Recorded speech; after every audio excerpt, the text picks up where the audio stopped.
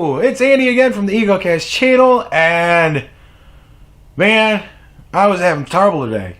Nothing really new was happening in the world, nothing really interesting. A couple things I kind of wanted to do, but I just wasn't really feeling it. Like, I don't really know what I want to do with those videos.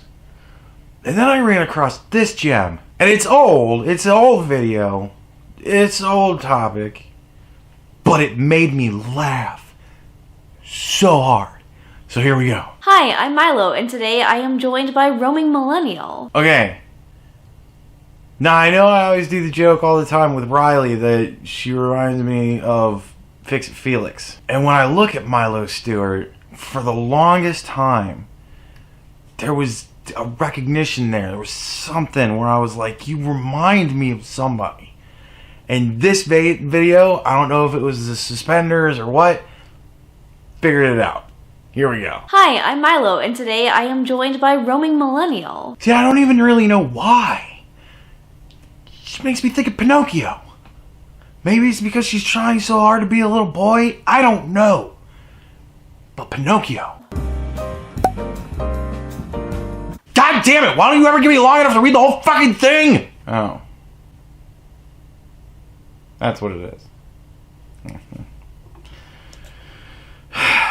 Roaming Millennial and I take very different political stances, but we're here to talk about 8 different ways that you can respectfully disagree with someone. This should be hysterical. Personally, I find one of the major reasons why these tiny little disagreements can all of a sudden explode into these huge heated debates, especially on social media, is when we start to make assumptions about people who disagree with us based on the stereotypes we have of them. You voted for Trump, you must hate Mexicans. You're a feminist, you must hate men. The most extreme and outrageous people are usually the ones who get the most attention, so it can be easy to believe that they represent their entire movements. And I know that I'm certainly guilty of making these generalizations way too often. But on the other hand, I'm sure we all also know how frustrating it is to have our views mischaracterized or misrepresented by people who don't really know us. So instead of assuming that someone's entire set of political and social beliefs will fit into the stereotypes that we've crafted about the people across the aisle, if we want to know what someone thinks about something, we should just ask them. All cisgender people are transphobic, just as all men hold misogynistic views, and all white people are racist. Okay. I'm gonna take this moment to breach the 480th wall, right? And I'm going to explain this. That last clip I played of Milo, you're going to see it a lot. I'm not going to do this, I pretend like I'm actually in real time. I'm not. It's like the 8th time I fucking watched this thing. And you're going to see that clip a lot. Now, the reason I put it in isn't to invalidate Roaming Millennial's points. I actually can say that I agree with pretty much all of her points. And if there is one that I don't, I'm sure I will mention it. See, I am filming this in real time. But it's so funny to me that she's doing this video with Milo Stewart, the little boy who said that. And it's so weird that she's doing this video with her. Like, I don't know if she didn't know who Milo was when she made this, or hadn't seen that clip from that video, or if she's just like, the message is good. But there's going to be a lot of people that are going to think that because she's doing this with Milo, that just invalidates her points. And I would like to say that I personally don't think that invalidates her points. I think I honestly agree with every point that she makes through the whole video. It's just so funny to me that I can literally, like, all of her points are great, but I can literally put that clip at the end of 90% of them, and it fits to make the whole statement before it sound kind of stupid. The fact that she's doing this video with the person who said that shit. So, I'm being upfront with you. It gets played out. While I was doing it, I'm like, ugh, it's getting played out. But it still makes me laugh, though.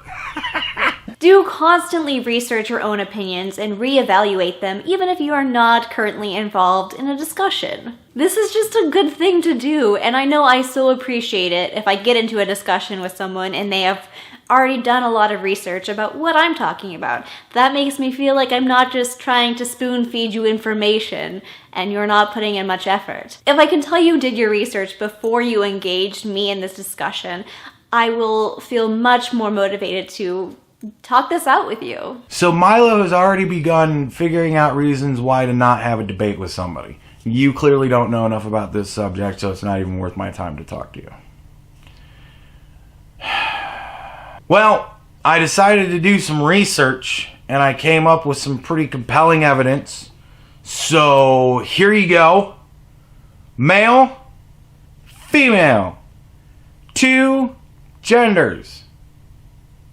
Let's talk. As hard as it might be, we should also not assume that someone's a bad person just because they have different views than us. When our own social and political views are so deeply entrenched in values that we think are important, like equality or liberty, for example, it can be tempting to believe that anyone who disagrees with us must therefore be a bad person who probably hates everything we hold dear. But someone can still support the same values as you but see different solutions as necessary for securing them. Or maybe they think that the same solutions should just be implemented in different ways, or maybe that other issues are more pressing now and so those deserve our attention instead. There are tons of reasons out there why someone might disagree with us that have nothing to do with them being bad people, so we shouldn't be so quick to jump on the idea of being morally superior to the people on the other side. That implies that things can be as simple as we're right, you're wrong, we're the good guys, you're the bad guys, which is a very narrow view to have of our society and culture and political sphere and people in general. See, and I agree with all that. But what your partner says is, all cisgender people are transphobic, just as all men hold misogynistic views, and all white people are racist. So? If you want to respectfully disagree with someone, it helps to not intentionally misgender them.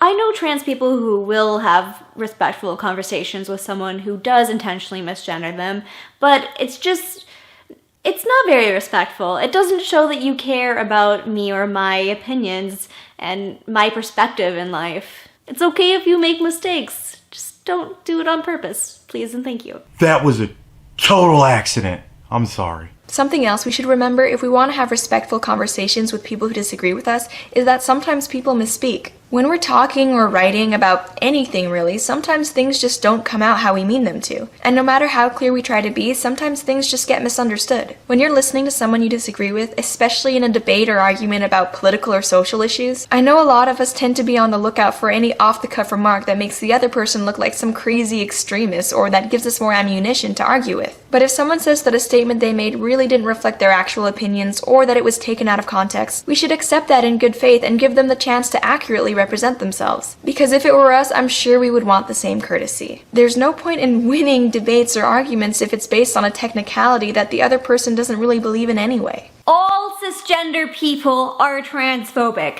just as all men hold misogynistic views, and all white people are racist. That might be out of context. I mean, it might be out of context. I have the video linked below, but I watched it, and that's not out of context. It's pretty point blank. Don't continue a conversation if it is harmful to your mental health. Even if that makes the other party think they won, you're not losing by taking care of yourself. Self-care is what is most important. I don't really remember what the second point was. But is she seriously like 3 for 3 with like excuses to not get into a debate? Like, if you feel that the other person is saying things that you don't want to hear, then you should just get out of there because your health is more important. And if we want to be respectful, we really shouldn't use someone's age, race, gender, or political identity as an argument against them. I'm sure we've all been there. We put a lot of thought and effort into expressing our opinions concisely, bringing in supporting evidence, and taking into account all opposing views. Oh yeah, that nuance. But then someone hits us with one of these. All cisgender people are transphobic, just as all men hold misogynistic views, and all white people are racist. See, I'm kind of trying to be clever with it. I worked it into the whole thing, so I'm not going to put it at the end again, but it still kind of applies to what the fuck are you doing? This is another point that goes back to stereotyping. When we see that someone is part of an easily identifiable group we have some criticism of, the urge to just dismiss everything they're saying based on that one characteristic can be very strong. But someone's identity, their age, race, political persuasion, gender, whatever, is not a valid argument against their opinions. They're not a reason to say, nah, I'm not gonna listen to you. We need to remember that opinions stand on their own merits, and making these sort of personal attacks against someone in an effort to just dismiss what they're saying is really not conducive to a healthy dialogue, and actually it's probably just gonna cause resentment, which is the opposite of what we should want. So please don't use someone's personal details as a reason to just brush aside what they have to say.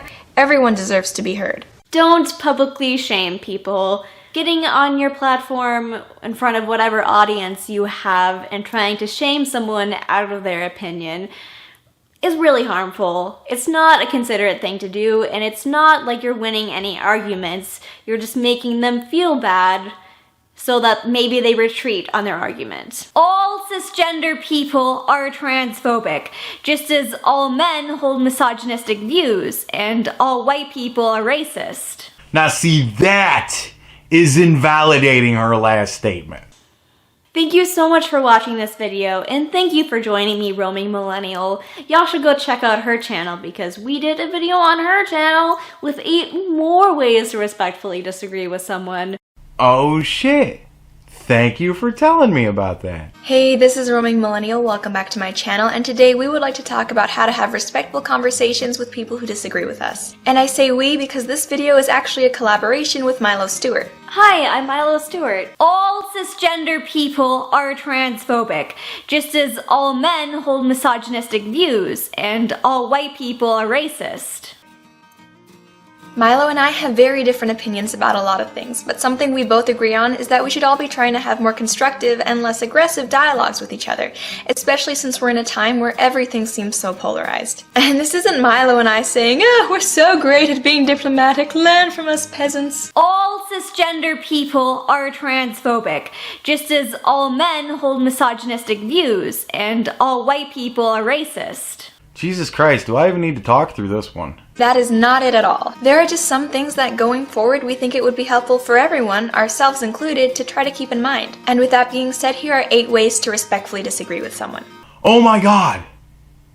I just realized they both came up with 8 things and just divided them. Oh, I'm so stupid. That's genius. One thing I think is really helpful in de-escalating disagreements when we're talking to someone with different opinions is to try our best to understand their point of view. When someone says something we disagree with, all cisgender people are transphobic, just as all men hold misogynistic views, and all white people are racist. Our first reaction can be to go on the offensive and start attacking them and telling them all the reasons why they're wrong. But all too often, we forget to make an effort to understand exactly what the person actually means and their reasons for thinking the way they do. It's really easy to jump on someone and start criticizing their views. It's harder, but much more rewarding, to take the time and try to see where they're coming from. All cisgender people are transphobic, just as all men hold misogynistic views, and all white people are racist. I gotta be honest with you. I don't give a flying fuck why she believes that. That's just horseshit. Don't think that you can change or save someone by proving them wrong in an argument. Honey, if I needed saving, I would be in church. I think this is a very condescending way to look at someone's opinions, that they need saving. Like, what is that even? What does that mean? Do you even know? I think it just shows that you don't have any empathy for their opinions and their perspective, that it must be so terrible that they need saving. That's just not respectful. And there's another write-off. And of course, something that's often forgotten when it comes to political or social issues is that not everything needs to be a debate. Conversations with people who disagree with us don't always need to be about proving them wrong. As cathartic as a good argument can be, sometimes it's more useful to just sit and listen and learn about different perspectives. No arguing, disagreeing, or debating required. It's not a debate if I'm just sitting there listening to you. That's a lecture. What are you even talking about? And this isn't Milo and I saying, oh, we're so great at being diplomatic, learn from us peasants. Something that annoys me is when people are very aggressive and feeling like they have the better argument, like saying they obliterated the person they were talking with. I don't want to get in a conversation with you if you're going to try to obliterate me. This isn't a war. This isn't freaking boxing. I'm not about that. Boom! Wah, wah, wah, wah! I don't have an air horn. As someone who can be pretty dang stubborn, one thing I try to remind myself of as often as I can is that we shouldn't let our focus on being right prevent us from engaging with people with different opinions. Don't think that you can change or save someone by proving them wrong in an argument. Honey, if I needed saving, I would be in church. I think this is a very condescending way to look at someone's opinions, that they need saving. Like, what is that even? What does that mean? Do you even know? When we think someone is so clearly wrong, it can be really tempting to say things like, there's no point in talking to them, they're never gonna change their minds. Don't legitimize their delusions. But productive conversations are based on mutual respect and compromise. Being so entirely convinced that you're unflinchingly right and that the other person is obviously wrong isn't really conducive to either of those things. We can be smug about how right we are in our echo chambers, patting ourselves on the back, and no one will want to talk or listen to us because we're so dismissive of other viewpoints. Or we can try to be a little more humble and welcoming to people with different opinions. Being nice and respectful isn't an admission of being wrong, and besides, you catch more flies with honey anyway. Honey, if I needed saving, I would be in church. What am I even doing here? Like, what the fuck? What am I even fucking doing here? There's no fucking reason for me to be here doing this. Don't go into every conversation with the goal of convincing the other party that you are right. Be open to changing your mind as you hope the other party is, and have a very specific goal about what you actually want to get out of the conversation. The specific goal I want to get out of a conversation where I'm trying to talk to somebody about how wrong they are in something is proving that I'm right. That's my fucking goal. What are you talking about? If you feel like all these political discussions are becoming too much and you're getting really close to losing your cool, something that can be helpful is putting things into context. If you really care about culture and current events, which if you're watching this video, I'm guessing you probably do, it can be pretty consuming. It can get to the point where everything the other side tries to do seems like a catalyst for the apocalypse. But at the end of the day, we should remember these disagreements probably aren't worth losing friends and alienating family over. They're not worth cursing at people, they're not worth going postal to prove ourselves right. All of us are more than our social and political views, and as important as these issues are, they're not the only things that matter in the world. Knowing when to step back from all this and take some time to relax, maybe enjoy a cold beverage, could be good for all of us. All cisgender people are transphobic, just as all men hold misogynistic views, and all white people are racist. Be understanding if someone doesn't want to have a discussion with you, or discuss that topic at that particular moment. Although it may just seem like they don't care about your opinion, there are a lot of reasons why they would be unable to have a discussion with you. For example, if you're not being respectful to me, then I am not really motivated to engage with you in this discussion. Or perhaps they just think the discussion is really hackneyed and they're tired of debating it with everyone. Or maybe they're just busy at the moment. Just more reasons why I'm not going to have a conversation with you. Did she even give one reason why, or how, or what, one way, how to have a respectful dialogue? No, she gave a shit ton of reasons why to not bother. Fucking asshole. Anyway, that's all for this video, but if you would like to hear more, you can head over to Milo's channel where we've posted some more points about this. And I'll leave the link to that video right here and in the description below. And thank you, Milo, this was a fun collab to do. I'm really glad we could make these videos together. Thank you so much for including me in this video. Yeah, cool. Yeah, thank you so much for including her in that video, because if you didn't, I wouldn't be here. So, your fault.